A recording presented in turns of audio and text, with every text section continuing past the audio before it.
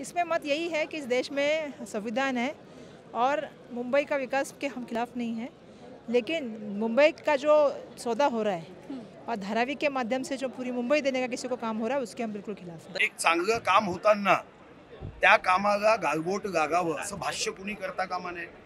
काही तर्कसंगत मुद्दे असतील, या संदर्भामध्ये आपल्याकडे काही नवीन आयडियाज असतील.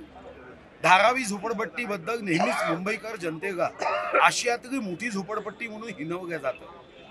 मुंबईचा अभिमान वाढवायचा, गर्वानी मुंबईकरांना वाटावं की धारावी ही आशियातली आमची झोपडपट्टी नसून धारावी हे आता राहण्यासाठी जगण्याचं आनंदाचं केंद्र होते आहे. तेव्हा विरोध करण्याच्या ऐवजी तर्कसंगत मुद्दे देत डिझाईनमध्ये काही बदल सुचवण्याच्या दृष्टीने त्याला काही तर्कसंगत जर विचार मांडले तर ते योग्य आहे.